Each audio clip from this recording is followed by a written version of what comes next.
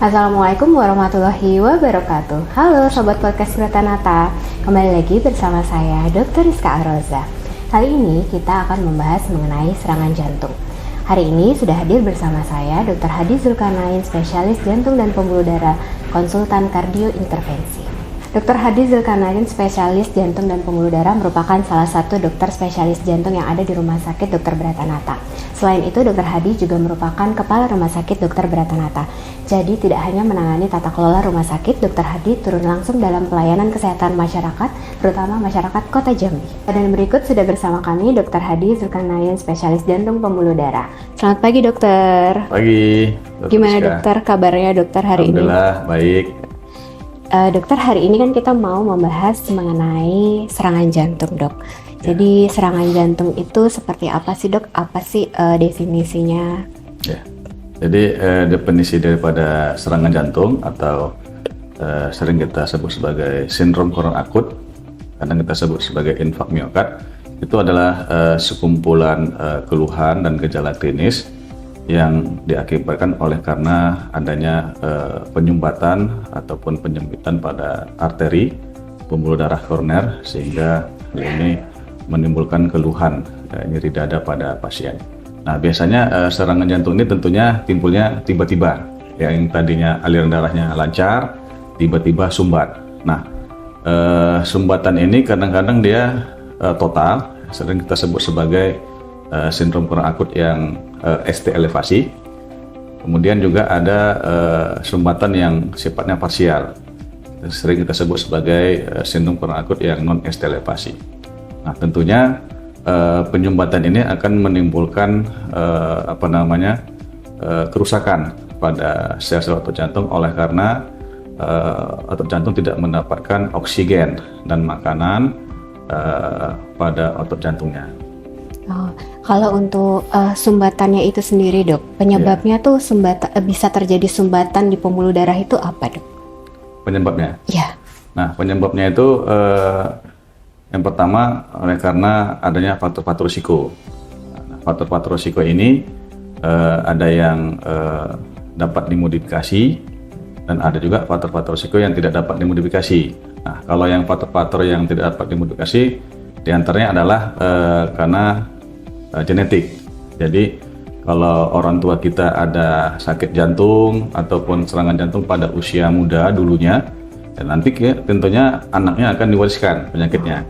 Mungkin nanti anaknya juga akan kena serangan jantung, biasanya lebih terutama pada laki-laki. Kemudian juga selain itu faktor risiko yang tidak dapat dimodifikasi adalah usia. Jadi usia semakin lama itu akan semakin berisiko untuk terjadi serangan jantung. Contohnya kalau laki-laki, kalau usia di atas 45 tahun itu menjadi faktor risiko. Tapi kalau perempuan biasanya kalau usianya sudah di atas 55 tahun atau sudah menopause itu menjadi faktor risiko. Nah, kemudian juga selain itu tadi yang faktor risiko yang tidak dapat dimodifikasi dapat dimodifikasi. Nah, kalau faktor-faktor risiko yang dapat dimodifikasi artinya dapat dicegah. Nah, contohnya orang dengan hipertensi atau tekanan darah tinggi. Nah, kemudian orang-orang dengan gula yang tinggi ataupun diabetes, kemudian dengan kolesterol yang tinggi, kemudian orang-orang dengan obesitas ataupun kegemukan, kemudian orang-orang dengan kurang berolahraga ataupun kurang gerak, sering disebut dengan mager. Nah, kemudian juga bisa juga faktor risiko ini yang dapat dimodifikasi merokok. Nah, jadi merokok ini sangat berdampak pada pembuluh darah dan organ-organ lainnya. Bahkan berdasarkan statistik menunjukkan bahwa dampak daripada merokok itu 20 tahun kemudian baru bisa hilang. Saya rasa itu faktor-faktor risiko yang mungkin bisa menyebabkan serangan jantung. Berarti, dok, kalau misalnya untuk pasien-pasien yang memang dia sudah ada hipertensi sama diabetes itu ada kans untuk terjadinya serangan jantung ya, dok ya. Nah, itu kalau misalnya dia terkontrol, apakah kesempatan untuk serangan jantungnya itu menurun juga angkanya, atau seperti apa, dok? Atau tetap ada kesempatan untuk serangan jantung juga, dok? Ya, kalau memang dia terkontrol dengan baik, contohnya sakit gula, ya, atau diabetes. Ya. Tentunya kalau dia terkontrol tuh bisa dikatakan dia harus memiliki targetnya itu HB1C-nya, ya harus di bawah 6,5. Kemudian misalkan hipertensi tapi terkontrol, ya tentunya untuk terjadi serangan jantungnya akan lebih lama, bahkan mungkin tidak terjadi serangan jantung karena memang faktor risikonya itu dikendalikan. Demikian. Berarti pentingnya kita mengendalikan dari faktor resiko, terutama yang kita memang sudah ada sakit kronis ya dok ya, misalnya kayak hipertensi, sakit jantung, ataupun memang mungkin kalau misalnya kita memang ada keturunan orang tua seperti itu yang udah pernah serangan jantung, mungkin ada baiknya kita memeriksakan kondisi kesehatan kita ya dokter ya. Nah untuk ciri-cirinya sendiri dokter, ciri-ciri sakit sindrom koroner akut ini atau serangan jantung ini seperti apa dokter? Nah ciri-cirinya itu biasanya nanti keluhan pasiennya itu nyeri dada, sering disebut dengan angina. Nah nyeri dadanya ini kadang-kadang juga tersertai rasa tidak nyaman di dada. Kadang-kadang seperti ditimpa beban berat ataupun seperti diinjak. Dan biasanya durasinya itu lebih lama, di atas 20 menit dan persisten. Dan biasanya juga nyeri dadanya itu menjalar, ya, menjalar ke lengan kiri, kemudian ke bahu kiri, rahang sebelah kiri. Bahkan kadang-kadang ada keluhan itu nyerinya ke ulu hati. Jadi sehingga kadang-kadang orang awam itu seperti keluhan katanya angin duduk. Nah ini kadang-kadang angin duduk yang bisa menyebabkan meninggal. Ini biasanya salah satu keluhannya seperti itu. Dan biasanya nanti keluhan nyeri dadanya ini disertai dengan keringat dingin. Karena saking sakitnya dadanya sampai keringat dingin dia. Bahkan mual muntah, bisa sesak napas, dan bahkan kalau penyumbatannya itu mengenai pembuluh darah yang bagian kanan atau right coronary artery yang dimana di situ memperdaya listrik jantung, bisa pasiennya itu nadinya sampai di bawah 40, bahkan akhirnya jadi bisa pingsan. Kira-kira seperti itu. Dan biasanya nyeri dada tipikal infark yang saya sampaikan tadi itu pertama bisa salah satunya adalah nyeri dada yang baru pertama kali dirasakan. Jadi kalau umpamanya belum pernah nyeri dada, tiba-tiba nyeri dada berat tipikal infark, nah itu khas sekali untuk nyeri dada serangan jantung. Kemudian nyeri dada yang makin lama makin berat ataupun crescendo. Nah, jadi mungkin kalau dulu nyeri dadanya 5-10 menit, kemudian hilang, timbul, kemudian sekarang kok makin berat. Nah, itu nyeri dada tipikal infark namanya. Kemudian nyeri dada pasca serangan jantung dalam waktu 2 minggu terakhir. Nah, nyeri dada ini juga kadang-kadang tidak semuanya oleh karena serangan jantung, ya. Nah, differential diagnosanya itu kalau kita di IGD itu bisa oleh karena suatu kondisi aorta diseksi namanya. Jadi pembuluh darah aortanya itu mengalami robekan. Itu biasanya nyeri dadanya itu seperti dirobek. Nah, itu bukan nyeri dada oleh karena penyumbatan pembuluh darah jantung. Nah, kemudian yang kedua, diferensial diagnosa daripada nyeri dada seperti serangan jantung ini ada juga disebut dengan emboli paru. Jadi ada gumpalan darah yang masuk ke aliran pembuluh darah ke paru. Nah, itu seperti serangan jantung keluhannya, tetapi biasanya orang-orang yang sudah lansia, yang sering bed rest di tempat tidur secara lama, atau orang-orang yang sehabis operasi tulang belakang. Nah, itu bisa terjadi gumpalan darah yang masuk ke pembuluh darah paru. Kemudian juga pada kasus-kasus tension pneumotorak, itu biasanya pada pasien-pasien dengan penyakit paru yang kronis. Nah, itu juga keluhannya seperti serangan jantung, tapi bukan serangan jantung. Nah, demikian Dr. Rizka. Berarti ini ya dok ya, keluhan utama dari serangan jantung itu adalah nyeri dada ya terutama ya. Cuman memang pada beberapa orang bisa aja ada reverse pain-nya itu di nyeri ulu hati itu ya dokter ya.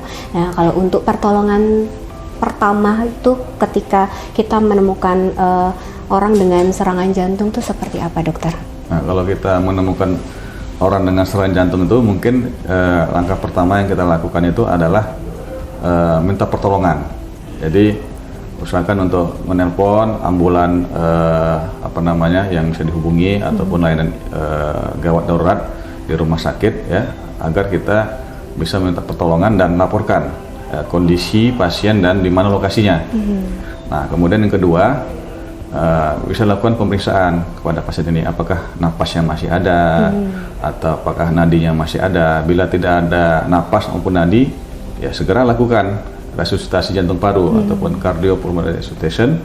Kemudian yang ketiga, bila misalkan pasiennya memiliki obat aspirin atau obat pengencer darah, itu boleh dimakan, ya, 1 tablet. Kemudian yang keempat, langkah terakhir yaitu adalah tetap ya menjaga kondisi pasien agar tenang sambil petugas datang untuk memberikan bantuan pertolongan. Demikian, Dr. Rizka. Berarti dokter, kalau untuk masyarakat awam memang kalau misalnya menemukan pasien dengan ciri-ciri serangan jantung sebaiknya langsung hubungi petugas kesehatan ya dokter ya, supaya penanganannya jauh lebih tepat ya dokter ya. Nah izin dok, kadang kan di broadcast WhatsApp seperti itu kan suka beredar tuh berita-berita bahwa jika menemukan dengan ciri-ciri nyeri dada yang kemungkinan itu adalah serangan jantung, untuk melepaskan trombus atau plak yang tersumbat di jantung itu bisa dengan ditepuk-tepuk punggungnya, dipencet jarinya, ada juga yang ditusuk-tusuk jarinya, dikeluarkan darahnya supaya aliran darahnya lancar. Nah itu sebuah mitos atau sebuah fakta dokter? Ya itu mitos. Mitos ya dokter ya. Karena pada dasar ilmiah tidak ada, tidak ada evidence base-nya. Karena dengan menjat tangan jari dipencet ataupun menepuk-nepuk punggungnya, yaitu tidak bisa melepaskan trombusnya ataupun meningkatkan aliran darahnya. Jadi itu betul-betul mitos ya. Jadi ya jangan ikuti. Ya, jadi segera cari bantuan ya, ataupun segera ke layanan IGD yang terdekat untuk mencari pertolongan dan ditatasan dengan baik. Demikian. Berarti memang itu adalah sebuah mitos ya, Sobat Beratanata. Jadi jangan ikutin seperti tadi dari Dr. Hadi. Apabila menemukan pasien dengan curiga serangan jantung, segera hubungi petugas kesehatan terdekat dan jaga pasien tetap tenang. Dokter, kalau untuk terapinya sendiri, seperti apa serangan jantung ini? Nah, untuk terapi daripada serangan jantung ini biasanya kita beri oksigen kalau sudah IGD. Itu pun kalau misalkan ada tanda-tanda kekurangan oksigen ataupun hipoksemia, misalkan saturasi oksigennya di bawah 90. Tapi kalau misalkan saturasi oksigennya masih bagus, di atas 95%, nggak perlu kita oksigen. Kemudian biasanya yang kedua kita berikan obat-obat pengencer darah, contohnya golongan aspirin, clopidogrel, ya, biasanya kita loading. Kemudian juga yang ketiga kita berikan obat-obat antikoagulasi atau obat pengencer darah juga, tapi yang bersifat diberikan secara intravena, heparin, kemudian low molecular weight heparin. Kemudian juga untuk kasus-kasus serangan jantung yang ST elevasi, yang trombusnya itu total oklusinya, kalau memang dia masih di bawah 12 jam, kemudian tidak ada fasilitas pelayanan kateter jantung, itu bisa kita berikan trombolitik, ya, seperti golongan streptokinase. Nah, kemudian juga biasanya kita berikan obat-obatan penurun kolesterol, seperti golongan statin, ya. Kemudian juga kita berikan biasanya obat penenang nyeri. Ya, kalau memang nyerinya terlalu berat sampai keringat dingin, itu bisa kita garingkan obat-obatan golongan opioid seperti morfin. Kemudian juga kita bisa berikan golongan obat anti iskemia seperti nitrat. Nah, untuk pasien-pasien dengan serangan jantung yang tipe trombusnya itu total oklusi, kalau memang dia masih di bawah 12 jam, ada tempat kita lakukan tindakan yang namanya reperfusi. Reperfusi koroner, yaitu dengan melakukan intervensi di pembuluh darah koronernya. Ya, jadi kalau memang misalkan ketika kita kateter itu, ya kita kita masukkan selang kecil ya dari tangannya, kemudian langsung ke jantungnya. Kemudian itu kalau memang digambar ada trombus atau gumpalan darah yang menyumbat di pembuluh darah koronernya, itu bisa kita sedot dengan trombus suction namanya. Nah, kemudian setelah kita sedot, kemudian jika ada residual iskemianya atau ada penyempitannya, itu bisa kita pasang ring atau stent, sehingga nanti pembuluh darahnya menjadi pattern kembali, sehingga alirannya ke ujung menjadi lancar kembali. Demikian, Dr. Rizka. Kalau untuk keberhasilannya sendiri, dokter, dengan menggunakan obat-obatan ataupun dengan intervensi, itu angka keberhasilan dan kesembuhan dari pasien itu sendiri seperti apa, dokter? Ya, kalau angka kesembuhan itu saya lagi tergantung dari tipe dari serangan jantungnya, kemudian juga kecepatan dia berobat ke IGD, kemudian juga komplikasinya. Nah, seperti yang saya sampaikan tadi, kalau ada beberapa kasus yang saya terima, kalau memang dia datangnya itu masih bawah 12 jam, terjadi sumbatan total pada pembuluh darah koronernya, kemudian kita lakukan kateter jantung, kemudian kita kita lakukan misalkan ada trombus, kita suction, kemudian kita lihat ada residual stenosisnya, kemudian kita lakukan pemasangan ring, bahkan dia sembuhnya itu sudah tidak terjadi kerusakan otot jantung karena nggak sempat rusak otot jantungnya, segera dibuka, ya dia bisa normal kembali, walaupun memang dia wajib ya makan obat-obatan seperti obat pengencer darah sumber hidup supaya untuk mencegah terjadinya serangan jantung berulang begitu. Kalau untuk resikonya sendiri dari tindakan intervensi ataupun dengan obat-obatan pengencer darah itu, dokter, apakah ada resiko terhadap si pasiennya ini atau gimana, dokter? Ya, namanya risiko pasti ada. Nanti biasanya dokter itu akan menilai risiko perdarahannya dan risiko iskemianya. Nah, jadi nanti kalau risiko iskemianya ya lebih tinggi daripada risiko perdarahannya, ya tentunya kita harus memberikan obat-obat pengencer darah tersebut. Karena kalau tidak kita berikan, nanti pasiennya akan berisiko terjadi serangan jantung berulang, ataupun bahkan mungkin kalau dia sudah pemasangan ring karena tidak makan obat, ya nanti ringnya itu nanti bisa sumbat kembali sehingga bisa timbul serangan jantung berulang. Nah, demikian. Berarti dokter, kalau misalnya pasien memang sudah terkena serangan jantung, jadi memang harus di maintenance ke depannya itu ya tetap dengan obat-obatan ya, dokter ya. Walaupun dia sudah melaksanakan terapi intervensi dengan pemasangan ring, itu tetap ada maintenance obat-obatannya. Jadi tetap makan obat antiplateletnya, kemudian juga kalau memang kolesterol yang masih tinggi, belum tercapai target LDL-nya di bawah 70 mg per desiliter, tetap harus kita berikan. Kemudian juga penyakit-penyakit komorbid ya seperti hipertensi, ya jadi target hipertensinya juga harus tercapai. Jadi harus mencapai 120/80. Jadi kalau memang dengan satu obat anti hipertensi tidak bisa menurunkan tekanan darahnya, harus dikombinasi, bisa 2, bisa 3 bahkan. Kemudian juga untuk kadar gula darahnya itu juga harus, targetnya juga harus tercapai HbA1c-nya 6,5, karena HbA1c itu menunjukkan kadar gula darah 3 bulan terakhir terkontrol atau tidak. Jadi targetnya itu bisa kita nilai per 3 bulan HbA1c. Itu saja. Kalau untuk apa saja, dok, yang perlu diperhatikan ketika sudah pernah kena serangan jantung satu kali nih, untuk kedepannya tuh seperti apa, dok? Apa mungkin nggak terkena serangan jantung berulang, atau ada nggak pantangan-pantangan dari makan atau mungkin kegiatannya seperti apa, dokter? Ya, kalau memang pernah serangan jantung atau sudah pernah pemasangan ring, ya tentunya harus merubah pola hidup atau gaya hidup. Ya, yang pertama mungkin pola makan. Nah, ini yang paling susah. Jadi ya makan makanan yang berlemak ya, dikurangi ya, banyak makan sayur-sayuran, buah-buahan, kemudian juga mungkin menurunkan berat badan ya kan. Kemudian yang ketiga berolahraga secara teratur. Ya, direkomendasikan itu berolahraga itu 150 menit per minggunya. Nah, itu bisa dibagi dalam 3 kali sesi latihan, ya, berarti sekitar 50 menit per sesi, atau 5 kali dalam seminggu, berarti 30 menit per sesinya. Nah, kemudian juga ya harus berhenti merokok. Nah, jadi jangan merokok lagi. Nah, kemudian tetap selain tadi merubah gaya hidup, ya harus mengobati penyakitnya tadi.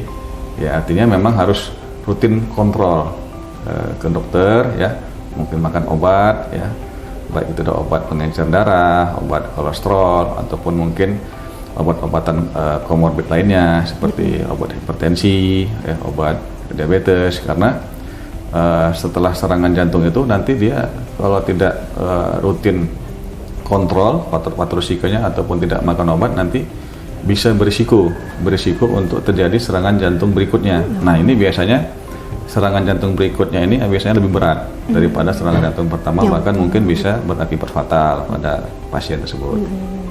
Jadi dokter, kalau untuk serangan jantung sendiri, tadi kan pilihan terapinya ada yang menggunakan obat, terus ada juga yang dengan intervensi, pasang ring, atau trombusnya disedot itu tadi ya dokter ya. Nah, itu pemilihan terapinya itu seperti apa? Apakah semuanya pasti akan berakhir dengan pasang ring atau seperti apa tuh dokter? Nah, jadi patofisiologi terjadinya serangan jantung itu ada 3. Pertama, oleh karena adanya trombus di jantung. Ya, biasanya itu adanya emboli di jantung. Itu biasanya sering dulu waktu zaman COVID, di mana orang yang terinfeksi COVID itu cenderung dia hiperkoagulasi, ya mudah menggumpal darahnya, sehingga gumpalan darahnya itu masuk ke pembuluh darah koroner sehingga menyebabkan emboli situ. Nah, jadi ya caranya ya tetap di kateter, kemudian nanti trombusnya dihisap. Ya kalau memang nanti tidak ada residual stenosis di pembuluh darah koroner itu, nggak perlu dipasang ring. Nah, tapi yang kedua, secara patofisiologi serangan jantung itu biasanya paling banyak hampir 70-80% itu oleh karena ada plaque rupture. Jadi plaknya itu mengalami robekan. Jadi kolesterol yang ada yang menempel di pembuluh darah arter itu mengalami robekan. Nah, robekan ini menimbulkan gumpalan darah. Nah, kalau memang gumpalan darahnya itu menyumbat total seperti yang saya sampaikan tadi, ya harus kalau dia terlalu banyak dia harus sedot. Bahkan mungkin dikasih obat-obatan pengencer darah yang kuat. Nah, setelah itu kalau memang ada residual stenosisnya ya harus dipasang ring. Nah, yang ketiga, secara patofisiologi ya serangan jantung itu bisa juga disebut oleh karena vasospasme. Nah, jadi pembuluh darah koroner itu mengalami vasokonstriksi. Jadi seperti misalkan tanaman putri malu. Nah, jadi kalau disenggol dia langsung menguncup. Nah, ya pada pembuluh darah bisa juga seperti itu. Contohnya orang-orang yang mungkin terlalu emosi, misalkan, ya kan? Terlalu emosi, kemudian misalkan stres yang terlalu berat. Nah, itu bisa spasme pembuluh darah koronernya. Nah, kalau seperti ini kemudian dikateterisasi jantung, dilihat, nah dikasih aja obat misalkan golongan nitrat untuk melebarkan pembuluh darah koronernya. Nah, kemudian udah bagus lagi pembuluh darahnya. Tidak ada situs residual stenosis, ya tidak perlu dikasih ring. Jadi tergantung daripada patofisiologinya kembali ya dokter ya. Gitu. Berarti dokter, kalau misalnya seperti yang dokter jelaskan tadi kan ada resiko dari stres sama emosi yang berlebihan, itu bisa menyebabkan vasokonstriksi ya dokter ya. Nah, itu berarti untuk mengelolanya ya ada baiknya kita juga kelola emosi dan stres kita ya dokter ya. Apalagi di era sekarang ya. Meditasi kan, yoga itu kan banyak tuh. Bagaimana cara relaksasi. Jadi sobat, salah satu ciri serangan jantung adalah nyeri dada. Apabila sobat mendapati pasien dengan nyeri dada, sebaiknya segera bawa ke fasilitas kesehatan terdekat. Untuk mencegah serangan jantung, ada beberapa hal yang dapat kita lakukan, yaitu memodifikasi gaya hidup seperti dengan berolahraga dan kontrol hipertensi ataupun diabetes apabila sobat memang sudah memiliki penyakit kronis. Baiklah, itu tadi podcast kita kali ini. Terima kasih sobat telah menyaksikan podcast kami. Terima kasih dokter sudah hadir pada hari ini. Akhir kata, wassalamualaikum warahmatullahi wabarakatuh. Salam sehat selalu.